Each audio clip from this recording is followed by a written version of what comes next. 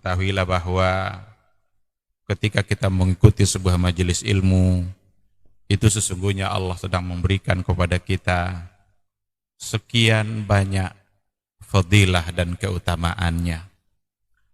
Karena sungguh sangat mulia orang-orang yang berada di majelis ilmu.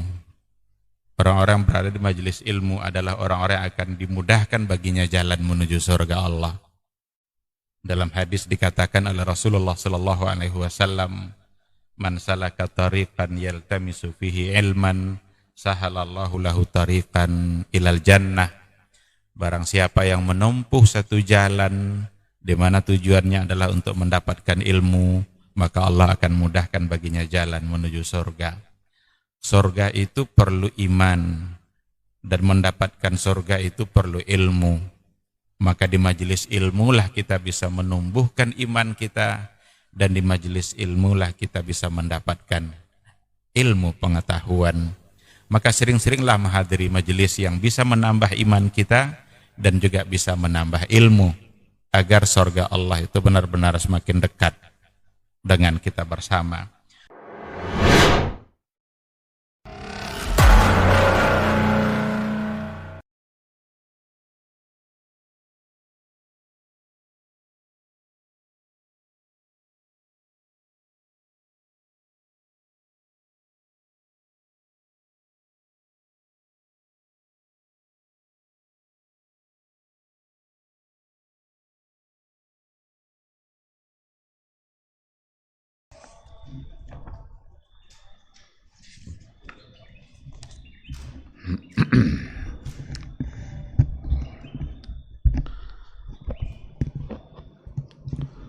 Bismillahirrahmanirrahim. Assalamualaikum warahmatullahi wabarakatuh.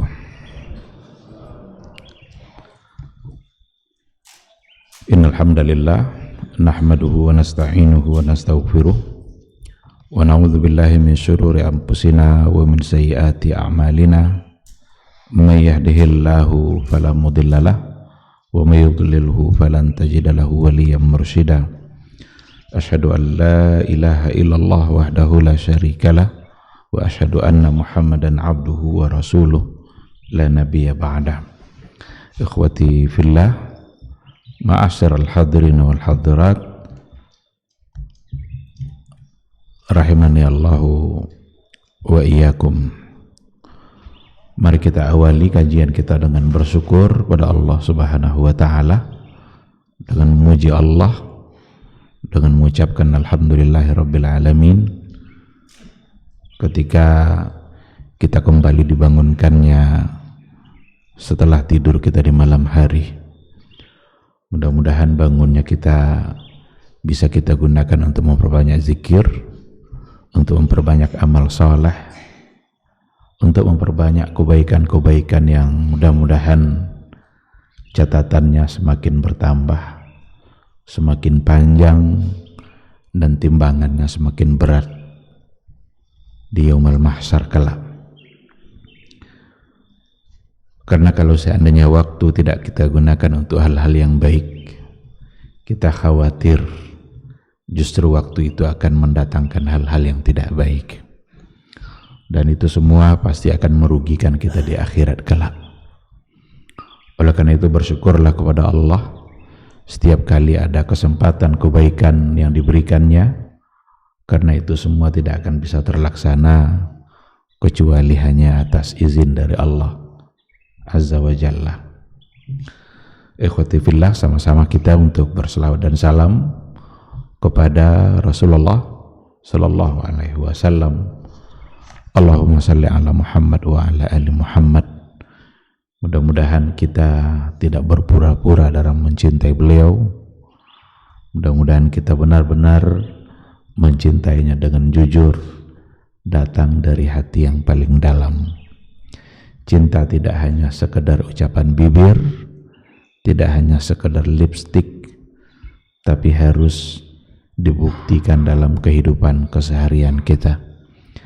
Apapun yang disukai oleh Rasul kita, maka kita harus ikut menyukainya. Apapun yang dibenci oleh beliau, maka kita harus pula ikut membencinya. Itulah bukti dari cinta yang benar. Oleh karena itu kita berharap mudah-mudahan kita semua adalah orang-orang yang selalu mampu untuk menghidupkan sunnah-sunnah Rasulullah SAW dan menjadi orang-orang yang mampu untuk selalu jauh dari apa saja yang dilarang oleh Rasulullah SAW. Mudah-mudahan di akhirat kelak kita bisa mendapatkan syafaatnya, kita bisa mendapatkan minuman dari Rasulullah SAW secara langsung. Karena dalam sebuah hadis dikatakan bahwa Rasul itu nanti menunggu-nunggu umatnya di padang mahsyar. Ana faratukum fil haud. Saya akan tunggu kalian nanti di telaga. Ada telaga Rasulullah SAW. Dan siapa saja di antara umatnya yang datang mendekati, maka Rasul akan memberikannya minum. Dituangkan langsung oleh Rasul, lalu diminum oleh umatnya. Faman syariba minhu lam yazma abadan. Siapa yang sudah meminumnya, maka dia tidak akan haus lagi. Ini satu bentuk kemuliaan ketika kita mengikuti Rasulullah SAW. Oleh karena itu, sekali lagi mudah-mudahan kita memiliki kesadaran penuh untuk mengikuti sosok figur yang diutus oleh Allah Subhanahu wa ta'ala itu. Ikhwati fillah, ma'asyiral hadirin wal hadirat rahimani Allah wa iyyakum. Kembali pada pagi yang penuh berkah ini kita akan melanjutkan kajian akidah kita melalui buku Syarah Al-Usul Ats-Tsalatsah. Yang terakhir yang sudah kita bahas adalah 3 poin yang menjadi asas berdirinya Islam. Kita sudah masuk pada al-aslu tsani, ma'rifatu dinil islami bil adillah. Bagaimana kita harus mengenali agama Islam bil adillah, dengan dalil-dalilnya, dengan dasar-dasarnya. Karena Islam itu dibangun di atas dalil. Islam itu tidak boleh dibangun di atas khayalan-khayalan. Islam itu tidak boleh dibangun di atas mimpi. Islam harus dibangun di atas dasar yang jelas, dan itu adalah Al-Quran dan Sunnah Rasulullah Sallallahu Alaihi Wasallam. Dulu sudah kita sampaikan bahwa Dinul Islam yaqumu ala thalathi usus. Agama Islam itu berdiri di atas 3 asas. Yang pertama, al-istislamu lillahi bit-tauhid. Berserah diri kepada Allah bit-tauhid, dengan cara mentauhidkannya. Sedangkan yang kedua, al-inqiyadu lahu bitta'ah. Tunduk kepada Allah dengan memberikan ketaatan secara penuh. Sedangkan yang ketiga, al-bara'atu minasyirki wa ahli. Berlepas diri dari syirik dan dari pelakunya. Ini 3 asas. Berdiri Islam itu di atas 3 asas ini. Ketiga-tiganya harus terkumpul. Tidak boleh ada yang terpisah, atau tidak boleh ada yang luput. Seandainya yang ada hanya 2 saja, maka belum cukup. Kita belum akan menjadi muslim yang sebenarnya. Oleh karena itu, penting bagi kita untuk mengenali ini. 2 pertama ini sudah kita bahas. Apa 2 yang pertama itu? Al-istislamu lillahi bit-tauhid. Berserah diri kepada Allah dengan cara mentauhidkannya. Tauhidkanlah Allah itu. Yakinilah bahwa Allah itu benar-benar ahad. Tidak ada satupun yang akan serupa dan sama dengan Allah Subhanahu wa ta'ala. Ini sudah kita jelaskan. Kita harus mentauhidkan Allah dalam rububiyahnya, kita harus mentauhidkan Allah dalam uluhiyahnya, dan kita harus mentauhidkan Allah dalam asma wa sifat. Sedangkan yang kedua, al-inqiyadu lahu bitta'ah. Kita tunduk kepada Allah, kita berikan ketundukan kita kepada Allah bitta'ah, dengan cara mentaatinya. Apa yang harus kita taati dari Allah Subhanahu wa ta'ala? Ada dua hal yang datang dari Allah. Yang pertama dalam bentuk perintah, yang kedua dalam bentuk larangan. Perintah berarti untuk dilaksanakan, larangan berarti untuk ditinggalkan.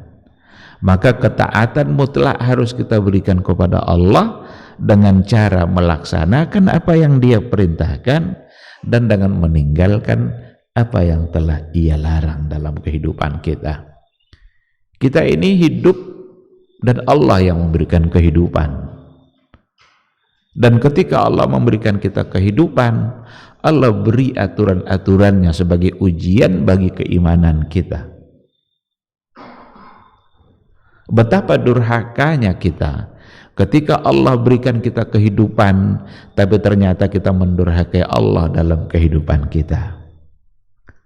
Betapa pendosanya ketika kita diberikan nikmat oleh Allah, tapi justru nikmat itu habis untuk menambah dosa. Dia yang memberikan kita nikmat itu, Dia yang memberikan kebaikan-kebaikan dalam kehidupan kita, tapi nikmat yang diberikannya digunakan oleh sebagian orang yang mudah-mudahan kita tidak masuk ke dalam yang sebahagian itu, digunakannya untuk menjauhkan dirinya dari yang memberikan nikmat itu. Padahal ketika nikmat digunakan untuk kebaikan, berarti kita mensyukurinya. Dan ketika kita mensyukuri nikmat itu, maka Allah akan menambah nikmat-nikmat yang lain. Oleh karena itu, cara untuk menambah nikmat Allah dalam kehidupan kita, syukur. Cara untuk agar nikmat itu selalu bertambah, taat kepada Allah. Karena bertambahnya nikmat itu semua kita menginginkan. Siapa yang tidak ingin bertambah rezeki dalam kehidupan dia? Cuma kadang caranya kita yang salah. Kita andalkan cara menambah nikmat itu dengan cara yang sesuai dengan logika kita.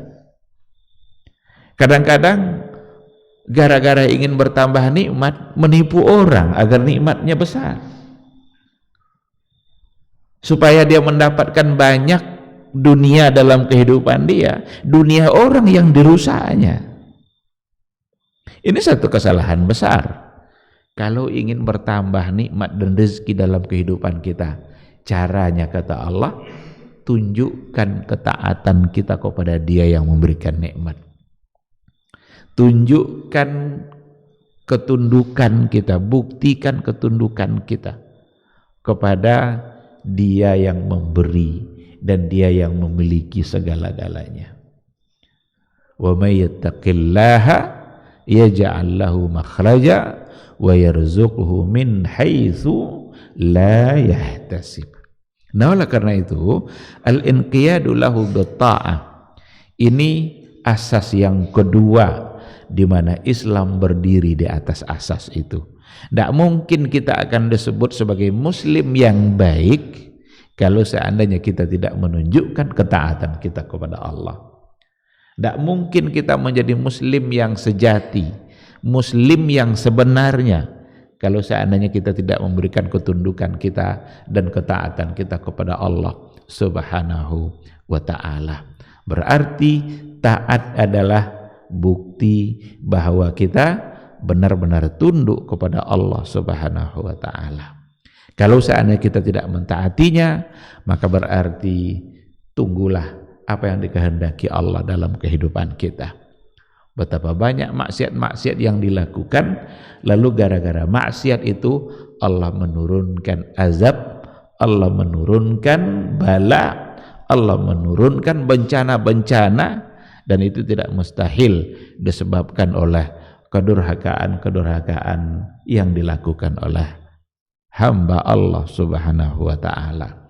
Kita kalau mau baca catatan sejarah apa yang sudah terjadi pada umat-umat terdahulu, rata-rata bencana itu disebabkan oleh kedurhakaan hamba Allah. Apa bencana yang diturunkan oleh Allah pada masa Nabi Nuh? Banjir besar. Apa sebabnya? Kedurhakaan umatnya. Sudah ratusan tahun Nabi Nuh mendakwahkan tauhid, tetapi mereka tetap saja melakukan kesyirikan. Bahkan mereka buat-buat itu patung-patung itu, dan itu adalah patung-patung orang yang saleh, yang pada awalnya tujuannya bukan untuk disembah, tapi pada akhirnya generasi demi generasi sudah salah dalam memahaminya. Dia mengira bahwa patung itulah yang pantas untuk disembah. Diingatkan oleh Nabi Nuh, mereka tidak mau. Maka dihukum oleh Allah dengan datangnya banjir besar. Apa musibah bencana yang datang pada masa umat Nabi Lut? Wa ja'alna 'aliyaha safilaha. Kami jadikan bumi ini terbalik, yang atas pindah ke bawah, yang bawah pindah ke atas. Apa sebabnya? Dosa dan kemaksiatan. Pada masa itu yang paling berkembang adalah homoseksual. Laki-laki kawin dengan laki-laki, perempuan kawin pula dengan perempuan, dan itu adalah penyakit, dan itu adalah satu kesalahan besar. Itu menyalahi fitrah manusia dan tidak sejalan dengan tujuan pernikahan itu sendiri. Karena tujuan pernikahan itu untuk mendapatkan ketenangan hidup dan untuk menambah keturunan.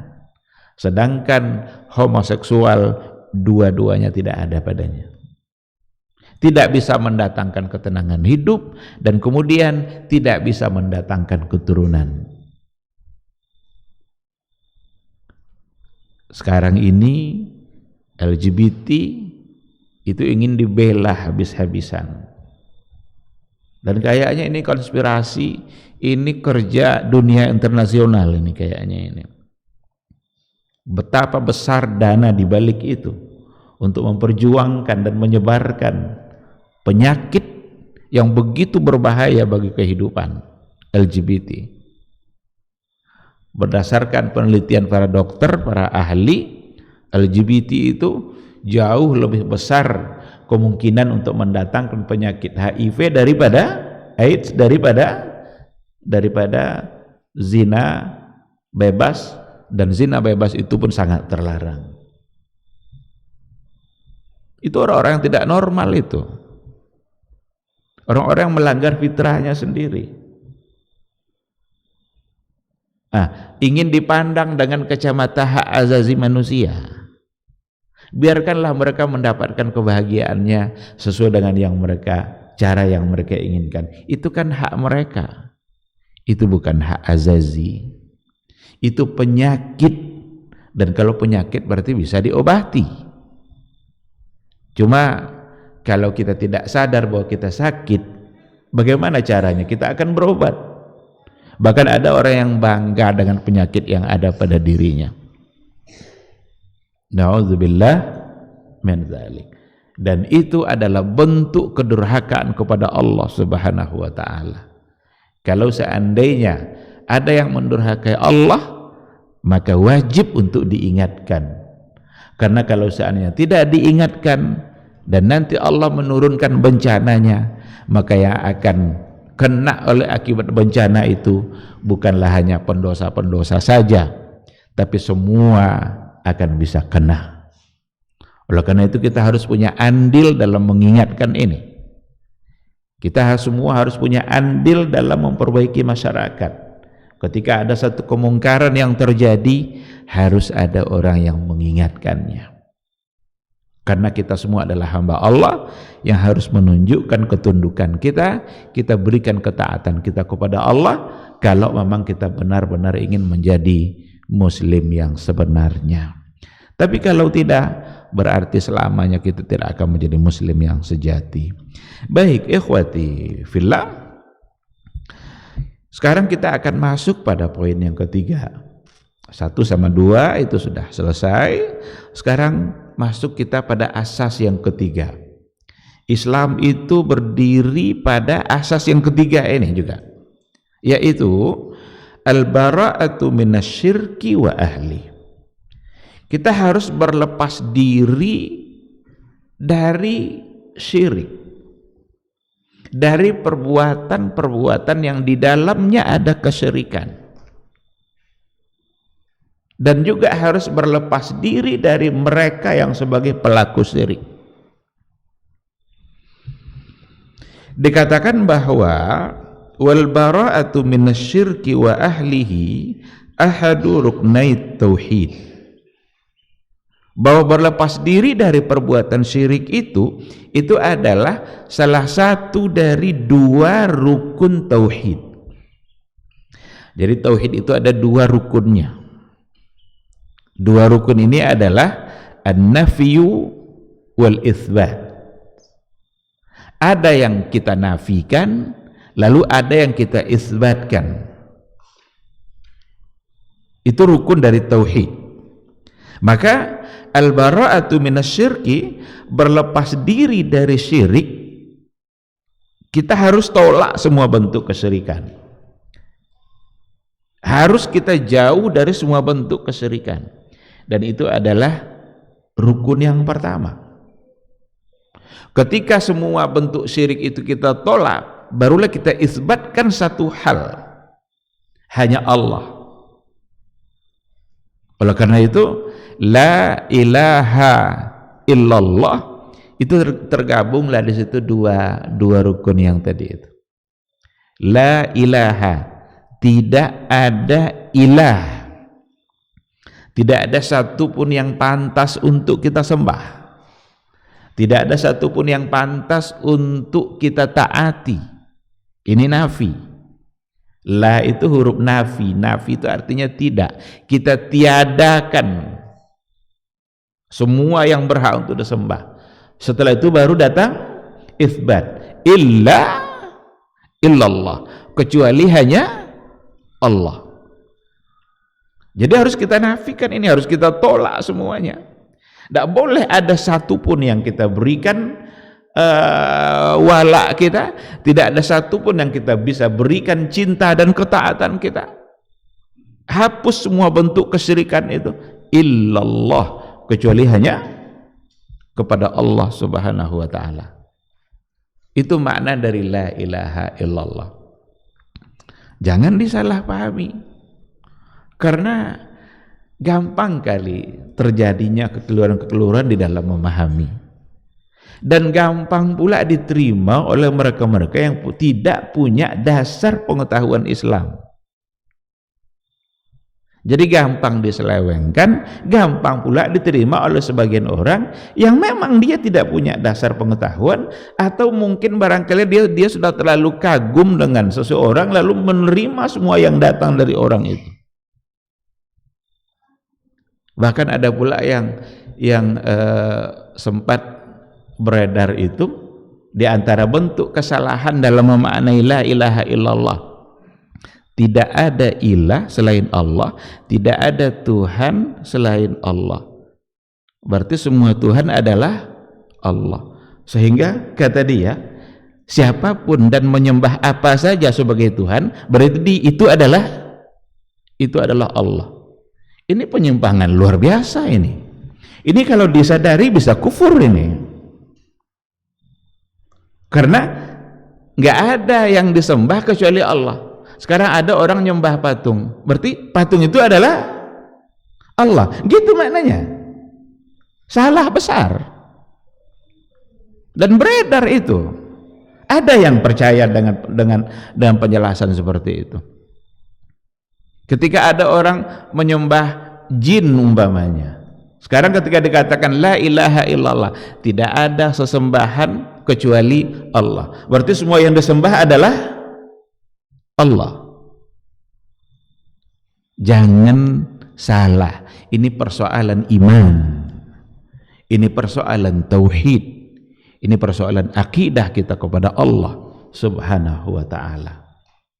Ini media sosial hari ini, orang bisa buat apa saja tentang apa saja, dan kita pun bisa lihat apa saja yang kita mau. Oleh karena itu kita harus punya dasar, kita harus punya dasar yang kokoh, khususnya dalam persoalan tauhid.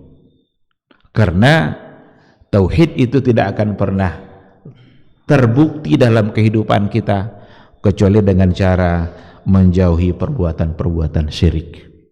Maka kita harus nafikan, kita tolak semua bentuk kesyirikan, untuk kemudian kita satukan Allah, kita esakan Allah, kita tauhidkan, karena memang la ilaha illallah. Jadi ini satu dari dua rukun tauhid. Nafikan semuanya, baru setelah itu kita isbatkan hanya Allah yang pantas untuk kita sembah, hanya Allah yang pantas tempat kita berdoa, hanya Allah tempat kita meminta, dan tidak boleh kita meminta kepada selain Allah Subhanahu wa ta'ala. Ikhwati fillah, ada beberapa ayat yang dijadikan landasan, dan ayatnya sangatlah banyak, tapi kita ambil beberapa contoh ayat yang terkumpul di situ nafi dan isbat, menolak kesyirikan untuk kemudian mentauhidkan Allah, menafikan, meniadakan semua bentuk kesyirikan, kemudian untuk menafikan, untuk mengisbatkan Allah sebagai Rabb. Di antaranya adalah dalam surat Az-Zukhruf ayat 26, ketika Allah menceritakan tentang Nabi Ibrahim alaihissalam, wa idh qala Ibrahimu li abihi wa qaumihi innani bara'un mimma ta'budun. Ketika Nabi Ibrahim berkata kepada bapaknya dan juga kepada kaumnya, innani bara'un mimma ta'budun, sesungguhnya saya berlepas diri dari apa yang kalian sembah. Apa dulu yang disembah oleh umat Nabi Ibrahim? Ayahnya, kaumnya. Yang mereka sembah adalah patung-patung. Ada juga di antara mereka yang menyembah matahari, ada juga yang menyembah bulan. Kan sempat mereka dipermainkan oleh Nabi Ibrahim ketika nampak bulan, inilah Tuhan saya. Pas bulan hilang, berarti ini bukan Tuhan, karena Tuhan tidak mungkin hilang-hilang timbul. Nampak pula matahari, hadza rabbi hadza akbar, ini Tuhan saya, ini lebih besar. Ternyata matahari juga bisa. Kalau orang-orang filsafat mengatakan, menjadikan ayat itu sebagai dalil bahwa kita harus meragukan dulu Tuhan itu kalau kita mau punya keyakinan yang kokoh, sebagaimana Nabi Ibrahim dulu juga mencari-cari dan meragukan. Padahal Nabi Ibrahim bukan meragukan dan tidak sedang mencari. Nabi Ibrahim hanya mempermainkan mereka saja yang selama ini menyembah bulan, menyembah matahari, tapi ternyata bukan itu yang pantas untuk disembah. Yang pantas untuk disembah adalah yang menciptakan matahari dan yang menciptakan bulan. Maka Nabi Ibrahim bilang, innani bara'un mimma ta'budun, saya bara, berlepas diri dari apa yang kalian sembah. Lalu illalladzi fatarani, kecuali dia yang fatarani, dia yang telah menciptakan saya. Maka berlepas diri, al-bara, setelah itu ada isbat, ada yang ditetapkan. Semua yang kalian sembah, saya berlepas diri, karena semua itu tidak bisa berbuat apa-apa. Semua yang kalian sembah itu tidak bisa memberikan kebaikan dan tidak bisa memberikan mudarat. Maka saya berlepas diri. Illallazi fatarani. Yang akan saya sembah hanyalah Dia yang menciptakan saya, dan Dia yang memberikan kebaikan-kebaikan dalam kehidupan, dan Dia yang menguji kita dengan berbagai macam bentuk musibah dalam kehidupan. Nah, ini adalah ayat-ayat yang diantara ayat yang di dalamnya ada nafi dan di dalamnya juga ada itsbat. Ada ayat yang lain, la ikraha fid din qad tabayyana ar-rusydu minal ghayy faman yakfur bit-taghuti wa yu'min billah. Ini juga ada nafi dan ada itsbat. La ikraha fid din, tidak ada paksaan dalam memeluk agama. Tidak ada paksaan dalam memeluk agama. Kita tidak boleh memaksa orang lain untuk masuk Islam. Sebagaimana orang Nasrani nggak boleh memaksa kita untuk masuk ke dalam agamanya. La ikraha fid din. Pilihlah yang mana kalian mau. Karena yang jelas, yang hak dan yang batil itu sudah jelas. Kalau kalian pilih yang batil, siap-siaplah menanggung akibatnya. Kalau kalian memilih yang al-haq, yang benar, ar-rusydu, insya Allah akan mendapatkan balasannya dari Allah Subhanahu wa ta'ala. Jangan pula disalahpahami ayat ini. Kalau ada orang yang tidak sholat, lalu kita ingatkan, ayo sholat. Kadang-kadang beralasankan pula kepada ayat ini, la ikraha fid din. Jangan atau tidak ada paksaan dalam agama. Ini salah dalam memahami. Ketika kita sudah masuk ke dalam Islam, berarti kita dipaksa untuk tunduk dengan apa yang ada dalam aturan Islam itu. Masuk Islamnya tidak dipaksa. Kamu tidak mau Islam, ya udah, tidak usah Islam. Tapi kalau sudah masuk Islam, maka akan dipaksa untuk mentaati hukum-hukum Islam. Maka kalau pencuri dipotong tangannya sama Rasul. Itu bukti bahwa dipaksa untuk taat. Kalau ada orang berbuat salah, ada hukumannya oleh Nabi, itu bukti bahwa dipaksa. Jadi kalau kita sudah masuk ke dalam satu agama, maka kita harus menunjukkan ketundukan kita. Dan ini tidak bertentangan ayat la ikraha fid din dengan keharusan kita untuk tunduk kepada Allah dan keharusan kita untuk berlepas diri dari perbuatan syirik. Sama umpamanya kalau kita mau buatkan analogi, tidak ada paksaan untuk masuk ke sebuah universitas. Umpama ada UIN, ada UNDRI, ada UMRI, nggak ada paksaan untuk masuk ke kampus itu. Tapi kalau sudah masuk, apa kita bebas untuk berbuat semau kita? Nah, kalau kita sudah masuk kepada satu bentuk institusi, maka kita harus ikut aturan-aturan yang ada di dalamnya. La ikraha fid din. Tidak ada paksaan masuk agama. Tapi kalau seandainya kita sudah memilih Islam, maka kita dipaksa untuk taat kepada Allah. Lalu qad tabayyana ar-rusydu minal ghayy. Kenapa tidak ada paksaan? Karena sungguh telah nyata mana yang rusdu, mana yang ghayy, mana yang hak, mana yang batil, mana yang baik, mana yang buruk. Kalau kamu pilih juga yang buruk itu selain Islam, silakan. Lalu kata Allah, faman yakfur bit-taghuti wa yu'min billah faqad istamsaka bil urwatil wuthqa. Faman yakfur bit-taghut, siapa yang kafir, menolak, menentang taghut, wa yu'min billah, dan beriman kepada Allah. Ini yang pertama adalah nafi, yang kedua adalah itsbat. Siapa yang kufur kepada taghut? Taghut itu semua yang bisa menjauhkan kita dari Allah Subhanahu wa taala.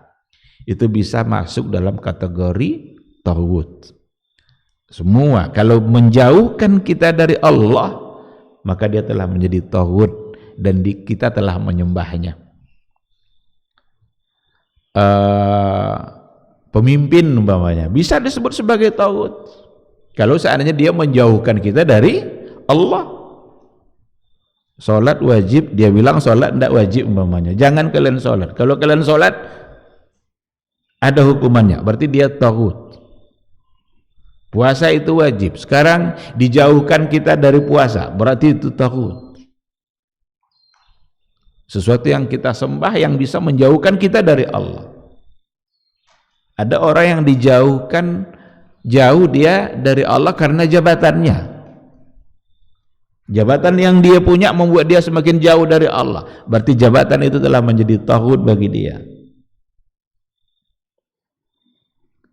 Faman yakfur bit-taghut wa yu'min billah. Kemudian dia beriman kepada Allah subhanahu wa ta'ala. Hadza huwal itsbat. Ini adalah itsbat. Jadi ikhwati fillah, pada poin yang ketiga ini al-bara'u minasyirki wa ahli, kita mesti berlepas diri dari semua bentuk perbuatan syirik, dan itu menjadi satu kewajiban. Kalau seandainya tidak, berarti kita tidak akan pernah menjadi muslim yang sebenarnya. Oleh karena itu dikatakan di sini, faman kana yusalli wa yasumu wa yahujju wa yatasaddaq walakin yuqirru syirqa wa yusahih mu'taqidal musyrikin falaysa bimuslim. Barang siapa yang sholat dan dia puasa, dia haji, dia bersedekah, walakin yuqirru syirka, tapi dia tetap mengakui kesyirikan, wa yusahihu mu'taqadal musyrikin, dan dia membenarkan keyakinan-keyakinan kaum musyrikin, diakuinya, dibenarkannya, falaisa bimuslim, maka dia sebenarnya bukanlah seorang muslim yang sesungguhnya. Walaupun dia sholat, tapi dibenarkannya kesyirikan. Inilah bahayanya syirik itu. Coba sholat kita, puasa kita, tapi tidak mau kita mengatakan bahwa syirik itu salah. Enggak mau kita menolak perbuatan syirik itu. Falaisa bimuslim. Dia bukanlah muslim yang sebenarnya. Karena ada sisi yang kurang. Ada asas yang kurang dalam keislamannya. Apa asas yang kurang di situ? Al-bara'u minasyirki. Berlepas diri dari perbuatan syirik. Oleh karena itulah ada sahabat bertanya kepada Rasulullah sallallahu alaihi wasallam, pertanyaannya, ya Rasulullah, man as'adun nasi bi syafa'atika yaumil qiyamah? Siapa orang yang paling berbahagia nanti di padang mahsyar itu dengan mendapatkan syafaatmu? Siapa? Ini pertanyaan sahabat. Apa jawaban Nabi? Man qala la ilaha illallah khalisan liwajhi. Yang akan benar-benar berbahagia mendapatkan syafaatku nanti adalah man qala la ilaha illallah, barang siapa yang mengatakan la ilaha illallah khalisan, benar-benar suci, ikhlas, murni, tanpa ada satu bentuk kesyirikan pun. Ini akan mendapatkan syafaat. Jadi kalau kita ingin mendapatkan syafaat dari Nabi, kalimat la ilaha illallah yang berulang-ulang diucapkan oleh lidah kita jangan sedikit pun dicampuri dengan kesyirikan. Alladzina amanu wa lam yalbisu imanahum bidzulmin ulaika lahumul amnu wa hum muhtadun. Orang-orang yang beriman, walam yalbisu imanahum bidzulmin, dan mereka tidak mencampuri imannya itu sedikit pun bidzulmin. Bidzulmin di sini artinya bisyirkin, dengan syirik. Murni imannya, enggak ada sedikit pun campur syiriknya. Ulaika lahumul amnu, itulah orang-orang yang akan aman, nyaman, tenang di akhirat kelak. Wahum muhtadun, dan mereka adalah orang-orang yang mendapatkan petunjuk. Jadi bahaya syirik itu. Jangan terpengaruh oleh pendangkalan makna syirik pada hari ini. Ini perlu kita ulang-ulang, perlu kita sampaikan terus, perlu kita ingatkan. Karena ini berbahaya bagi akhirat kita. Maka kita perlu tahu apa itu syirik. Dan seperti apa bentuknya kesyirikan itu. Syirik itu para ulama memang membagi-bagi juga, ada yang syirkun akbar, ada yang syirkun asghar. Kalau syirik akbar itu yang benar-benar menyembah selain Allah atau meminta kepada selain Allah. Apa contoh meminta kepada selain Allah? Menyembah selain Allah atau meminta kepada selain Allah? Ada orang meminta-minta kepada makhluk lain. Untuk memahami rumusnya mudah sebenarnya. Kita minta kepada benda mati atau benda hidup yang gaib, di mana mereka tidak bisa mengabulkan, dan hanya Allah yang bisa mengabulkan permintaan kita itu.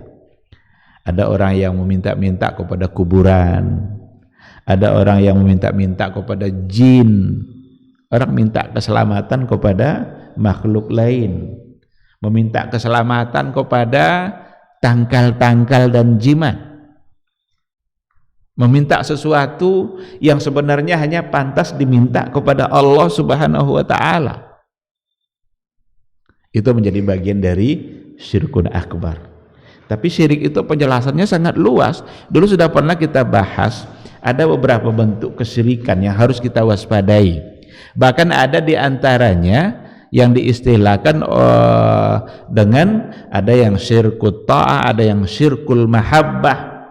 Syirik yang disebabkan oleh kecintaan, syirik yang disebabkan oleh cinta. Cinta itu kalau seandainya berlebihan, itu bisa menjatuhkan kita, menjerumuskan kita kepada perbuatan syirik.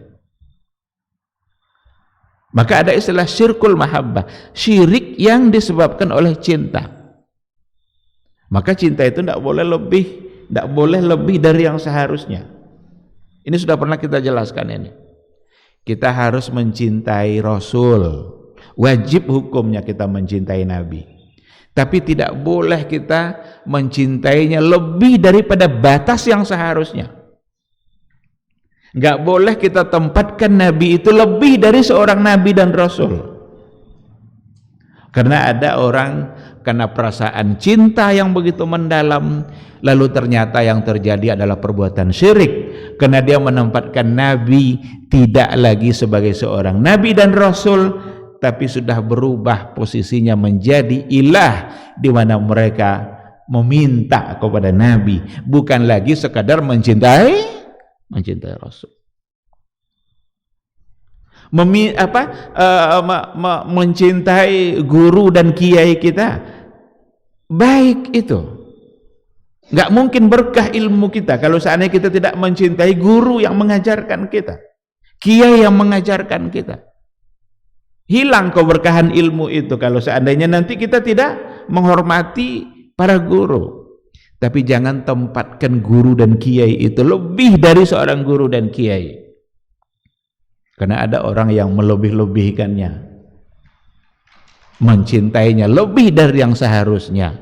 Datang dia ke kuburan-kuburan para wali, apalagi nanti ada wali-wali yang dikeramatkan, tidak hanya sekedar berziarah, tapi mereka sudah salah guna dalam perbuatan ziarahnya, di mana mereka sudah menempatkan para wali itu sebagai tempat meminta, atau setidaknya tempat di mana bertawassul dan meminta disampaikan doanya kepada Allah Subhanahu wa ta'ala.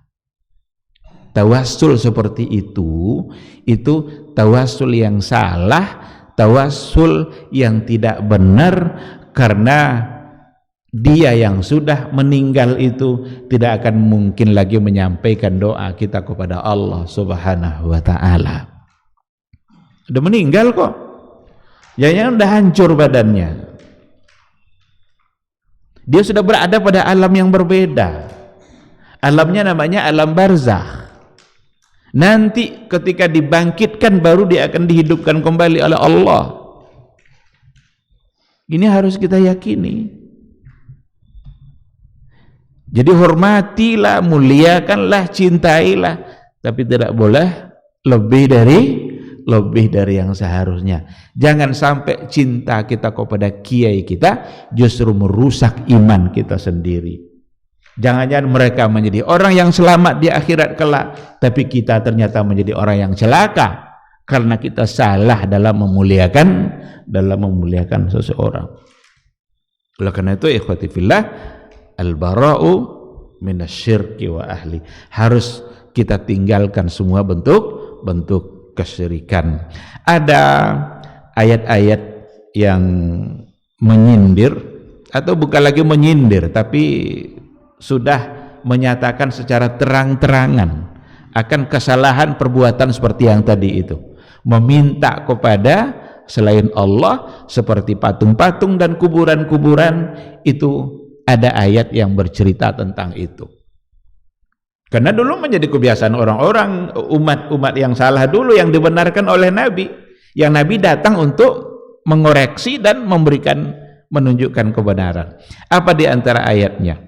Ada dalam surat Fatir dikatakan, in tad'uuhum la yasma'u du'aakum. Jika kalian berdoa meminta kepada mereka, la yasma'u du'aakum, mereka tidak akan bisa mendengar doa kalian. Sekarang ada orang yang meminta-minta kepada kuburan keramat. Orangnya sudah mati, sudah lama, tapi karena dikeramatkan datang ke sana meminta-minta. La yasma'u du'aakum. Mereka tidak akan bisa mendengar doa kalian. Walau sami'u. Nah, bahkan meskipun mereka, seandainya pun mereka bisa mendengar, mastajabu lakum, mereka tidak akan bisa mengabulkan apa yang kalian minta. Kan terang kali ayat ini nih. Walau sami'u, seandainya lah mereka itu mendengar, mastajabu lakum, mereka tidak akan bisa mengabulkannya. Wa yaumal qiyamati yakfuruna bisyirkikum, dan pada hari kiamat nanti mereka akan menolak, kufur dengan syirik yang telah kalian lakukan. Bahkan disebut langsung bahwa perbuatan itu adalah perbuatan yang syirik. Karena meminta itu hanya kepada Allah. Allah yang memberikan apa yang kita inginkan itu. Allah yang mengabulkan doa-doa kita. Oleh karena itu, kalau seandainya kita ingin sukses dalam usaha, minta sama Allah. Berikan, tunjukkan ketaatan kita kepada Allah. Awali hari kita dengan subuh di masjid, lalu kemudian berzikir, baca doa, zikir pagi, sore, meminta setelah itu kepada Allah, dan serahkan segala-galanya setelah itu kepada apa yang telah ditetapkan oleh Allah Subhanahu wa ta'ala. Tapi kalau seandainya kita andalkan kesuksesan hidup kita dengan kemampuan yang kita miliki, oh saya ini kan ahli ekonomi ini, saya akan buka usaha, saya akan terapkan teori-teori ekonomi yang telah saya pelajari selama ini. Tapi subuh-subuh tidak sholat dia, atau tidak mau dia berdoa meminta kepada Allah, hilang semua teori itu, tidak ada gunanya. Karena semuanya ditetapkan dan ditentukan oleh Allah Subhanahu wa ta'ala. Ada ayat yang satu lagi, surah Al-Ahqaf ayat 5, kata Allah, wa man adallu mimman yad'u min dunillahi man la yastajibu lahu ila yaumil qiyamah. Siapa lagi yang lebih sesat? Ini Allah yang mengatakan sesat nih, bukan kita yang menyesat-nyesatkan orang. Karena banyak orang hari ini kalau kita katakan jangan meminta kepada kuburan itu perbuatan sesat, dikiranya kita yang menyesatkan. Enggak, Allah yang bilang, Apa kata Allah? Wa man adallu mimman yad'u min dunillahi man la yastajibu lahu ila yaumil qiyamah. Siapa lagi yang lebih sesat daripada orang-orang yang meminta kepada selain Allah, man la yastajibu lahu ila yaumil qiyamah.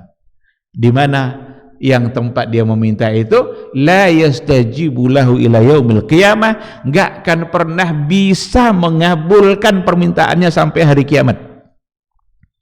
Wahum an du'aihim ghafilun, bahkan mereka pun yang tempat mereka meminta itu an du'aihim ghafilun, dari doa-doa mereka itu ghafilun, ghafil, enggak tahu apa-apa, lalai dia, enggak mengerti apa-apa. Orang mati mau mengerti apa lagi?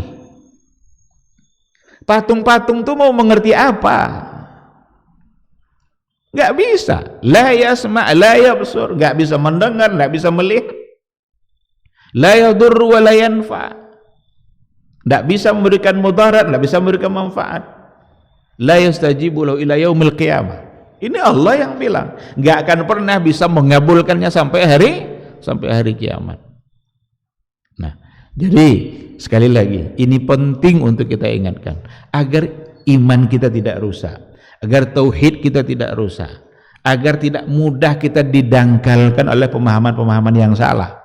Karena banyak hari ini orang yang tidak mau mengakui bahwa yang syirik itu adalah syirik, nggak mau mengakui yang syirik itu adalah salah.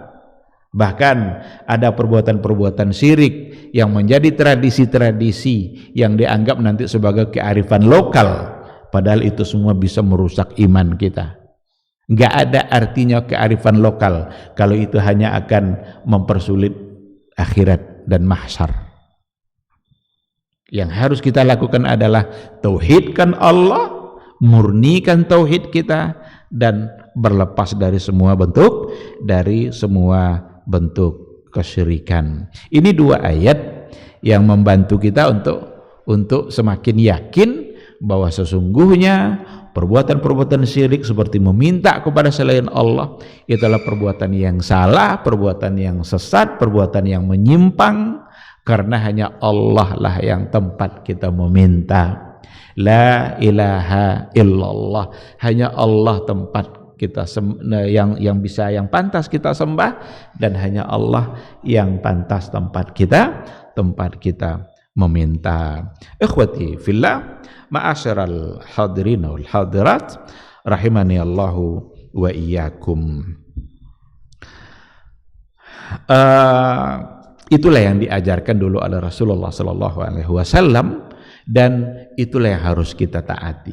Siapapun dan agama manapun, sesungguhnya ketika Rasul datang membawa Al-Qur'anul Karim, maka yang paling pantas untuk mereka jadikan pedoman dalam hidupnya hanyalah Al-Qur'an, hanyalah apa yang dibawa oleh Rasulullah sallallahu alaihi wasallam.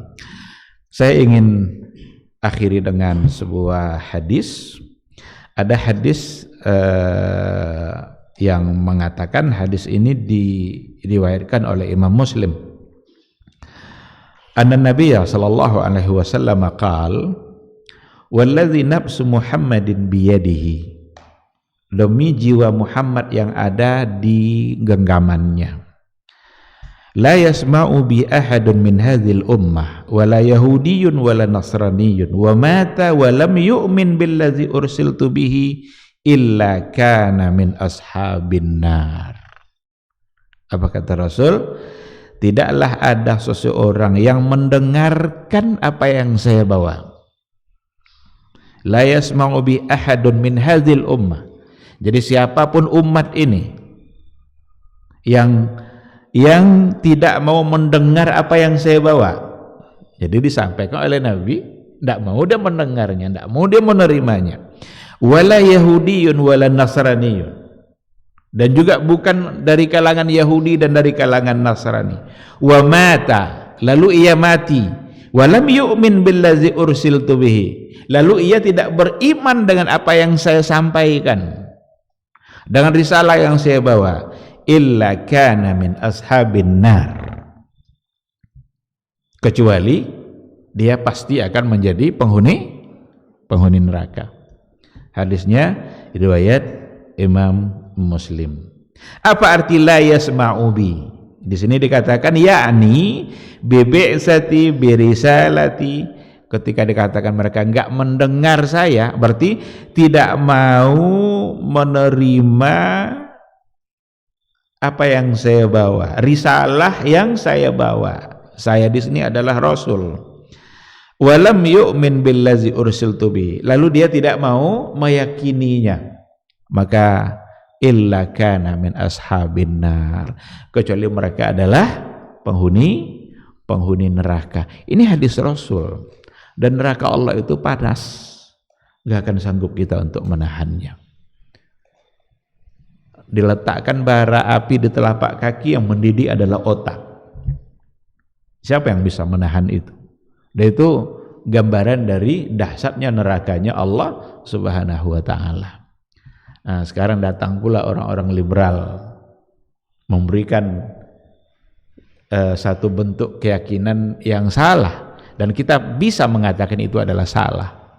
Apa kata mereka?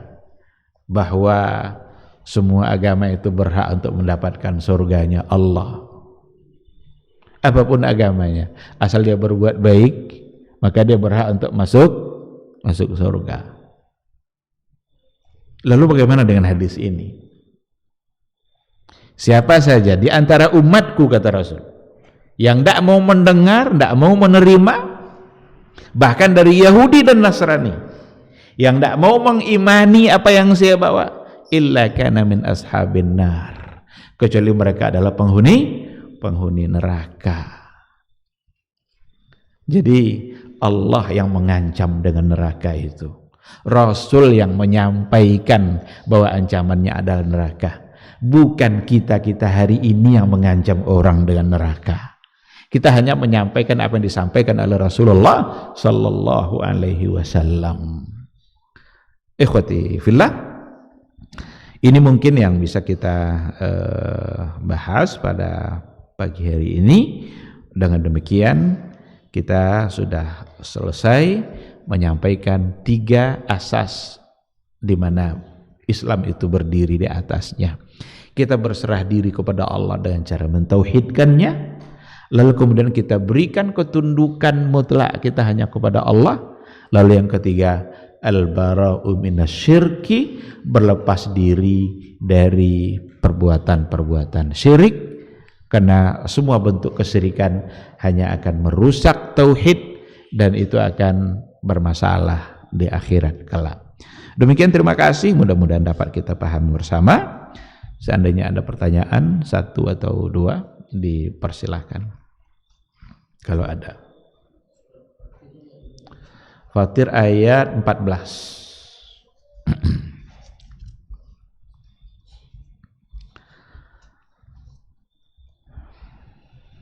Baik, kalau tidak ada, saya pikir cukup sampai di sini. Mudah-mudahan kita selalu diberikan kemuliaan oleh Allah Subhanahu wa ta'ala dalam memurnikan tauhid, dan semoga kita selalu terhindar dari apapun bentuk perbuatan syirik, dan kita harus selalu semakin dalam mempelajari bentuk-bentuk syirik itu sendiri, agar kita tidak terjebak dalam melakukan perbuatan yang kadang-kadang dianggap itu tidak bermasalah, tapi rupanya itu adalah merupakan bagian dari kesyirikan. Dan dengan demikian mudah-mudahan kita tetap istiqamah dan selamat dunia dan akhirat. Amin amin ya rabbal alamin. Subhanakallahumma bihamdika asyhadu an la ilaha illa anta astaghfiruka wa atubu ilaik. Assalamualaikum warahmatullahi wabarakatuh. Majtama'a qaumun fi baitin min buyutillah yatluna kitab Allah wa yatadarasunahu fima bainahum illa nazalat alaihimus sakinah wa ghasyiyatuhumur rahmah wa haffat bihimul malaikah wa dzakarahumullahu fiman indah. Tidaklah suatu kaum duduk di salah satu rumah Allah, membaca ayat-ayat Allah dan sama-sama mempelajarinya, kecuali turun kepada mereka as-sakinah, ketentraman dan kenyamanan, Wa ghasyiyatuhumur rahmah, dan mereka diliputi pula oleh rahmat, kasih sayang dari Allah Subhanahu wa taala. Wa haffat bihimul malaikah, dan mereka pun dikelilingi oleh para malaikat, karena malaikat suka majlis-majlis zikir dan ilmu. Wa dzakarahumullahu fi man indah, dan Allah akan banggakan sebut-sebut mereka di kalangan malaikat-malaikat yang ada di sisinya, di masyarakat atas. Mudah-mudahan kita termasuk yang sering disebut-sebut di sisi Allah di kalangan para malaikat, dan di akhir majelis ini mudah-mudahan kita pula mendapatkan seperti yang tersebut dalam hadis qudsi, qumu maghfuran lakum, silahkan berangkat meninggalkan majelis ini dalam keadaan diampuni dosa-dosa kalian.